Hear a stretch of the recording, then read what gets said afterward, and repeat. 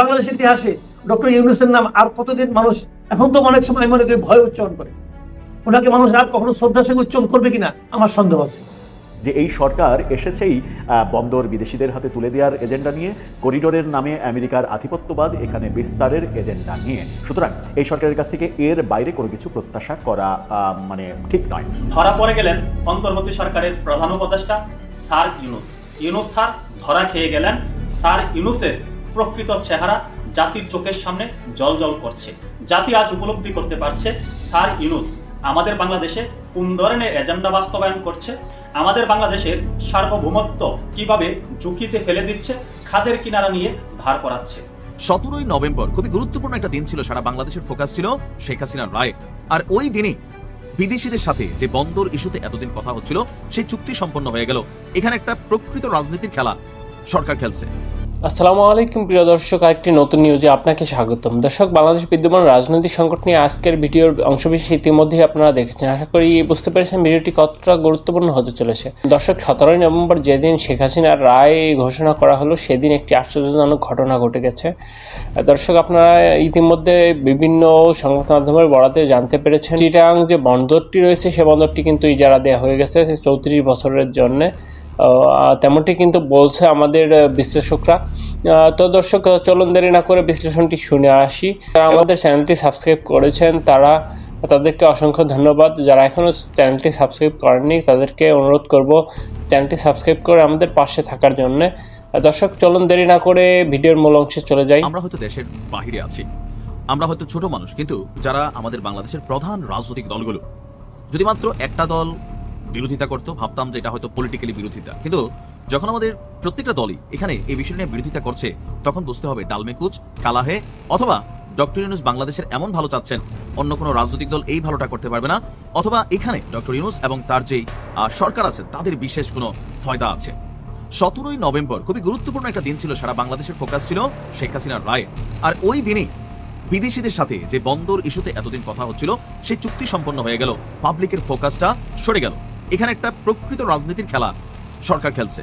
চুক্তিগুলো এমন দিন হইল যে আপনার একটা ডেনমার্কের কোম্পানি, খুবই প্রভাবশালী এবং কি স্বনামধন্য কোম্পানি মার্স্ক, আপনারা দেখবেন যে কন্টেনারের মধ্যে লেখা থাকে, কোম্পানি খারাপ না, তবে যেই লম্বা সময়ের চুক্তি হয়েছে 33 না 30 বছর পরে আরো বাড়ানো যাবে 15 বছর, সেই বছর কিন্তু আমরা বাঁচতাম না, এটা বিদেশিদের হাতে থাকবে। মালিকানা বাংলাদেশের, কিন্তু পরিচালনাটা বিদেশিদের হাতে।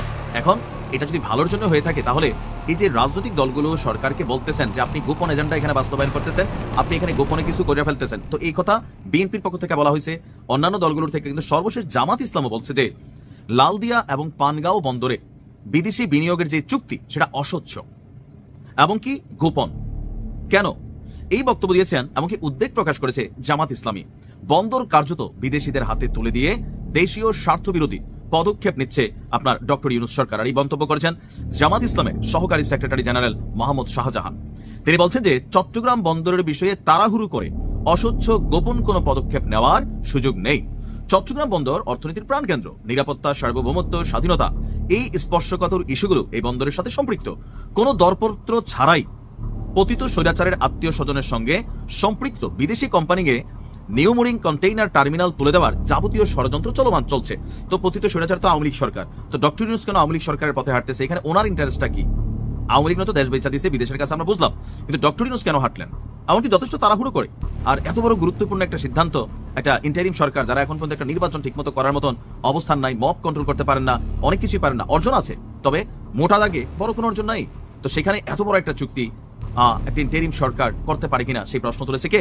রাজনৈতিক দলগুলো।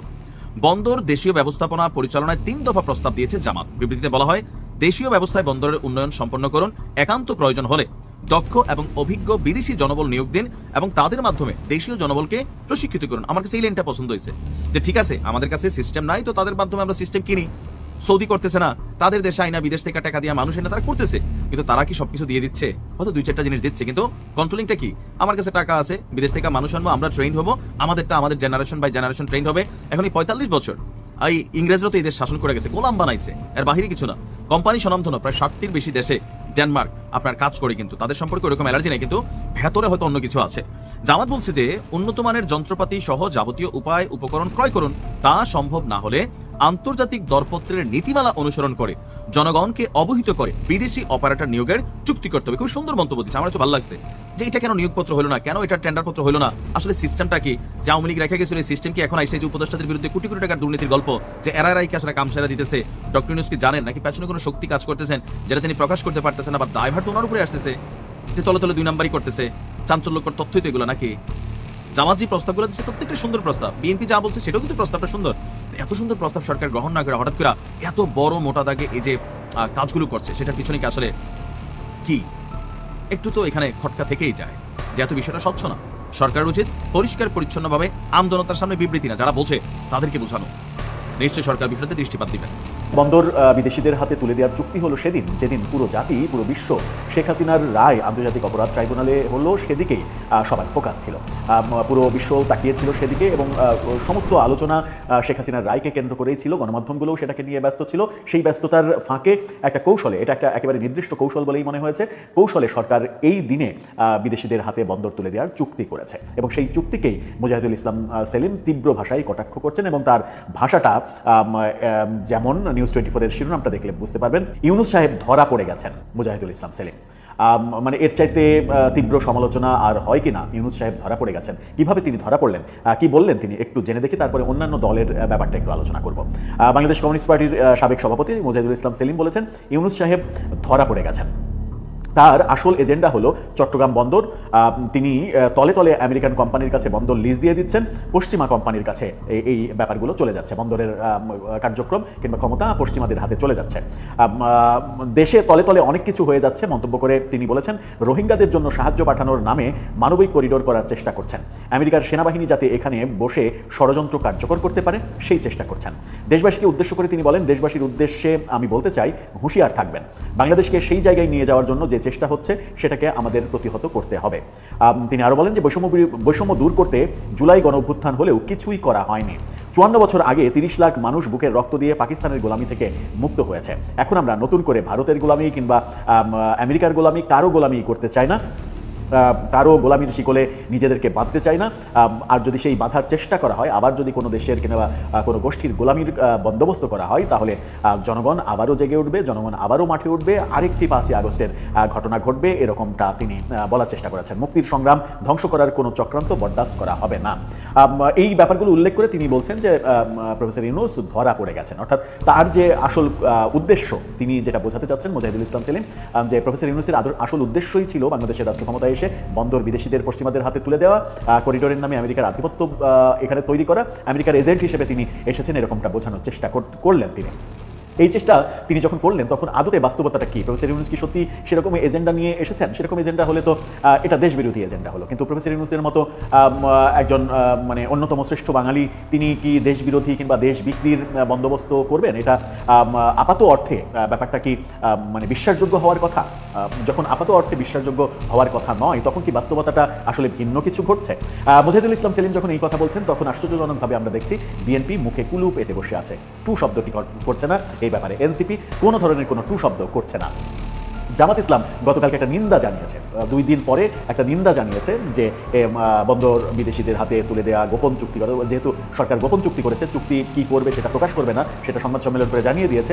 এই ব্যাপারটাই করেছেন, মানে নিন্দা করেছেন জামাতের পক্ষ থেকে, জামাত নেতারা নিন্দা করেছেন। অন্যদিকে আমরা দেখেছি যে 12 দলীয় জোট, যারা বিএনপির সঙ্গে অ্যালাইন হয়ে নির্বাচন করবেন বলে মনে হচ্ছে, তারাও একটা বিবৃতিতে নিন্দা জানিয়েছেন।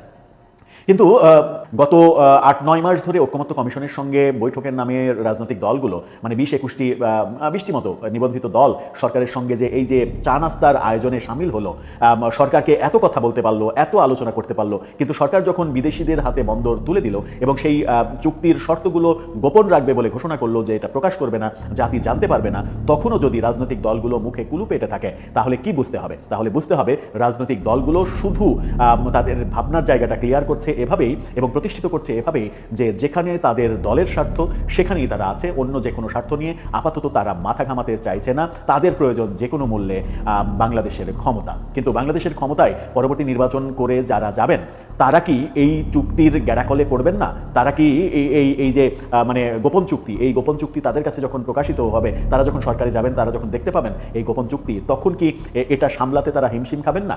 এই প্রশ্নগুলো উঠছে এবং মুজাহিদুল ইসলাম সেলিম সেই প্রশ্নগুলো তুলেছেন। কিন্তু মুজাহিদুল ইসলাম সেলিম যে ভাষায় কথা বলেছেন সেই ভাষাটা সরকারের জন্য এবং প্রধান উপদেষ্টার জন্য খুবই বিব্রতকর।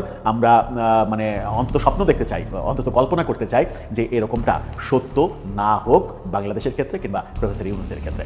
স্যার ইউনূস এই মুহূর্তে পৃথিবীর সেই ক্ষমতাধর রাষ্ট্রের এজেন্ডা বাস্তবায়ন করছে আমাদের বাংলাদেশে। ইতিমধ্যে আমাদের সমুদ্র বন্দর সেই বিশেষ ক্ষমতাধর রাষ্ট্রের কাছে আনুষ্ঠানিকভাবে হস্তান্তর করেছে, একটি চুক্তি স্বাক্ষরিত করেছে। স্যার ইউনূস আমাদের দেশে সেই বিশেষ রাষ্ট্রের এজেন্ডা বাস্তবায়ন করার জন্যই সরকার প্রধান হয়েছেন। তাকে সরকার প্রধান হিসাবে নিয়োগ করা হয়েছে শুধুমাত্র পৃথিবীর সেই ক্ষমতাধর রাষ্ট্রের এজেন্ডা বাস্তবায়ন করার জন্য। ইতিমধ্যে স্যার ইউনূস রোহিঙ্গাদের মানবিক সহায়তার নামে মানবিক করিডোর স্থাপন করতে যাচ্ছেন সেই বিশেষ রাষ্ট্রের মদতে, সেই বিশেষ রাষ্ট্রকে বিশেষ সুবিধা দেওয়ার জন্য। এটা মানবিক করিডোর হবে না, এটা হবে সামরিক করিডোর। সামরিক করিডোর দিয়ে রাখাইন রাজ্যে অস্ত্র আনা নেওয়া করবে সেই বিশেষ ক্ষমতাধর রাষ্ট্র। ইউনূস স্যার সেই ক্ষমতাধর রাষ্ট্রের এজেন্ডা বাস্তবায়ন করছেন, এটা জাতির কাছে আজ স্পষ্ট। না হলে স্যার ইউনূস কেন চট্টগ্রাম সমুদ্র বন্দর বিদেশিদের হাতে তুলে দিল? যেখানে আমাদের বাংলাদেশের স্বাধীনতা সার্বভৌমত্ব জড়িত, আমাদের বাংলাদেশের নিরাপত্তা জড়িত, সেই নিরাপত্তার যে করিডোর সেটা বিদেশিদের হাতে তুলে দিল। ইউনূস স্যার পৃথিবীর আইডল, পৃথিবীতে তিনি দৃষ্টান্ত স্থাপন করতে যাচ্ছেন, নতুন নতুন দৃষ্টান্ত স্থাপন করতে যাচ্ছেন। তিনি আরেকটা নোবেল প্রাইজ পাওয়ার মতো যোগ্যতা অর্জন করছেন। আর সেটা কি জানেন? দেশ কিভাবে বিক্রি করতে হয় সেটার জন্য যদি কোনো নোবেল দেওয়া হয় তাহলে ইউনূস স্যারকে দিতে হবে। ইউনূস স্যার এই মুহূর্তে সেই ভারতবর্ষের জগৎ শেঠীদের ভূমিকায় অবতীর্ণ হয়েছে। যে জগৎ শেঠীদের কারণে ভারতবর্ষ পরাধীনতার শিকলে আবদ্ধ হয়েছিল, সেই জগৎ শেঠীদের ভূমিকায় অবতীর্ণ হয়েছেন doctor Yunus sir. Yunus sir ছোটখাটো কোনো মাল না, ইউনূস স্যার বিশ্ব খেলোয়াড়। তিনি বিশ্বের সেই ক্ষমতাধর রাষ্ট্রের এজেন্ডা বাস্তবায়ন করার জন্যই অন্তর্বর্তী সরকারের প্রধান হয়েছে। ইতিমধ্যে তার মুখোশ উন্মোচিত হয়েছে, জাতির সামনে তার প্রকৃত চেহারা জলজল করছে। আরে ভাই, বাংলাদেশের 18 কোটি জনতার মধ্যে শুধু ইউনূস স্যারের লেসপেন্সার যারা আছে তারা ছাড়া সকলেই বলছে আমাদের চট্টগ্রাম সমুদ্র বন্দর যদি কোনো বিদেশিদের হাতে চলে যায় তাহলে আমাদের বাংলাদেশের সার্বভৌমত্ব বিনষ্ট হবে, আমাদের বাংলাদেশের নিরাপত্তা ঝুঁকিতে পড়বে। আর তার লেসপেন্সার এবং তিনি সেটা বুঝতে পারছেন না। তিনি অবশ্যই বুঝতে পারছেন, তিনি জানেন আমাদের সার্বভৌমত্ব কিভাবে ঝুঁকিতে ফেলানো হচ্ছে। তিনি তো নিজেই ফেলছেন। তিনি তো চাচ্ছেন বিশ্বের সেই ক্ষমতাধর রাষ্ট্রকে বাংলাদেশে একেবারে পরিপূর্ণভাবে প্রতিষ্ঠিত করার জন্য, বাংলাদেশকে পরাধীনতার শিকলে আবদ্ধ করার জন্যই তো তিনি এমন করছেন। আর সেই পৃথিবীর ক্ষমতাধর রাষ্ট্র তাকে তো এই জন্যই বাংলাদেশের অন্তর্বর্তী সরকারের প্রধান উপদেষ্টা বানিয়েছে। তিনি মেটিকুলাস ডিজাইন বাস্তবায়ন করছেন, তিনি রিসেট বাটন পুশ করেছেন, তবে সেই রিসেট বাটন একসাথে পুশ করেন নাই, তিনি খণ্ড খণ্ডভাবে পুশ করছেন যেন জাতিকে বোকা বানানো যায়। মেটিকুলাস ডিজাইন স্যার বাস্তবায়ন করছে। স্যার দেশটাকে একেবারে ধ্বংসের কিনারায় নিয়ে যাচ্ছে, দেশের 12টা বাজিয়ে দিচ্ছে। এদেশের স্বাধীনতা সার্বভৌমত্ব বলে কোনো কিছু থাকবে না। সমুদ্র বন্দর সেন্সিটিভ একটি বিষয়, যেখান দিয়ে আমাদের বাংলাদেশের সকল কিছু আমদানি রপ্তানি করা হয়, এটা আমাদের বাংলাদেশের সার্বভৌমত্বের প্রতীক। সেটাকে স্যার ধ্বংস করছেন। স্যার চাচ্ছেন সেই ক্ষমতাধর রাষ্ট্রের জাহাজ এখানে নোঙ্গর করবে, সেই রাষ্ট্রের পতাকা পথ করে উঠবে, আর স্যার অট্ট হাসি দেবেন, দাঁত কেলিয়ে হাসবেন। স্যার আমাদেরকে বোকা বানাচ্ছেন। স্যার এজেন্ডা বাস্তবায়ন করছেন, তিনি জগৎ শেঠী সেজেছেন, তিনি তার নিজস্ব এজেন্ডা বাস্তবায়ন করছেন, মাল পানি কামাচ্ছেন, তিনি ব্যবসা বাণিজ্যের আখের গুছাচ্ছেন সেই জগৎ শেঠীর মতো, যে জগৎ শেঠীদের জন্য ভারতবর্ষ পরাধীনতার শিকলে আবদ্ধ হয়েছিল। স্যার একজন চতুর্মাল, বিশ্ব খেলোয়াড়। তিনি জানেন কখন কোন এজেন্ডা বাস্তবায়ন করতে হবে, কোন প্রেক্ষাপটে কোন এজেন্ডা বাস্তবায়ন করতে হবে। বাংলাদেশের সাবেক প্রধানমন্ত্রী আওয়ামী লীগের সভানেত্রী শেখ হাসিনার রায় যেদিন আন্তর্জাতিক অপরাধ ট্রাইব্যুনাল ঘোষণা করলো, সেদিন গোপনে নিভৃতে তিনি সেই মার্কিন কোম্পানির সাথে ডিলটা করে নিলেন, চুক্তি স্বাক্ষরিত করলেন দীর্ঘ সময়ের জন্য, 30 বছরের জন্য বন্দর তাদের হাতে হস্তান্তর করলেন। জাতির দৃষ্টি হলো আন্তর্জাতিক অপরাধ ট্রাইব্যুনালের দিকে, জাতির দৃষ্টি হলো ধানমন্ডি 32-এর দিকে। অন্যদিকে স্যার কাম ঘটিয়ে দিয়েছেন, স্যার মুরগি জবাই করে দিয়েছেন। স্যার আমাদেরকে মুরগি বানিয়ে ফেলেছে, এই বাঙালি জাতিকে মুরগি বানিয়ে ফেলেছে। স্যার নিজস্ব এজেন্ডা বাস্তবায়ন করছে। তবে স্যারের যে প্রকৃত চেহারা সেটা কিন্তু জাতির সামনে জলজল করছে। জাতি আজ উপলব্ধি করতে পারছে স্যার কি করতে যাচ্ছে, স্যার কি কারণে এই দেশের অন্তর্বর্তী সরকারের প্রধান উপদেষ্টা হয়েছে। তিনি যে প্রথমেই বলেছিলেন মেটিকুলাস ডিজাইন এবং রিসেট বাটন, সেটাই আস্তে আস্তে তিনি বাস্তবায়ন করছে। স্যার যেভাবে মেটিকুলাস ডিজাইন অনুযায়ী সবকিছু বাস্তবায়ন করছে, স্যার কিন্তু সহজে ক্ষমতা ছাড়বে না, নির্বাচন দেবে না। যারা নির্বাচনের স্বপ্ন দেখছেন তারা ভুলে যান, নির্বাচন স্যার দেবে না। তিনি মেটিকুলাস ডিজাইন বাস্তবায়ন করছেন, পৃথিবীর ক্ষমতাধর রাষ্ট্রকে বাংলাদেশে প্রতিষ্ঠিত করছেন, আর সেই প্রতিষ্ঠিত করার ফল হিসাবে তাকে দীর্ঘদিন ক্ষমতা থাকার সুযোগ দেওয়া হবে। আরেকটা বিষয় আছে, স্যার ইউনূস কিন্তু জাতিসংঘের মহাসচিব হবে। এখন তিনি জাতিসংঘের মহাসচিব হবে, যারা মহাসচিব তাকে নির্ধারণ করবে, যারা তাকে নিয়োগ দেবে, তাদের এজেন্ডা বাস্তবায়ন না করলে কি হয়? তারা যেভাবে চায় সেভাবে না চললে কি হবে? জাতিসংঘের মহাসচিব হওয়ার জন্য যে লেনদেন সেটা তো সম্পন্ন করতে হবে, মূল্য তো পরিশোধ করতে হবে। আর তিনি মূল্য পরিশোধ করছেন বাংলাদেশের সার্বভৌমত্বকে বিক্রি করে দিয়ে, বাংলাদেশের সার্বভৌমত্বকে ঝুঁকিতে ফেলে দিয়ে। তবে স্যারের মুখোশ অনেকাংশে উন্মোচিত হয়েছে, জাতি আজ বুঝতে পারছে স্যার কি এজেন্ডা বাস্তবায়ন করছে। যারা এই স্যারকে নিয়ে প্রথম দিকে লাফালাফি করেছিল তারাও আজ অনুতপ্ত। তবে অনুতপ্ত হয়ে এখন স্যারের ঘন্টাটাও করা যাবে না, স্যারের কোনো কিছু করা যাবে না। স্যার যেভাবে বলবেন সেভাবেই হবে। দর্শক, আশা করি মনোযোগ সহকারে ভিডিওটি দেখেছেন। আপনাদের গুরুত্বপূর্ণ মতামত কমেন্ট সেকশনে দিয়ে যাবেন এবং পাশাপাশি ভিডিওটি ভালো লাগে একটি লাইক, কমেন্টস এবং একটি শেয়ার করবেন। ধন্যবাদ।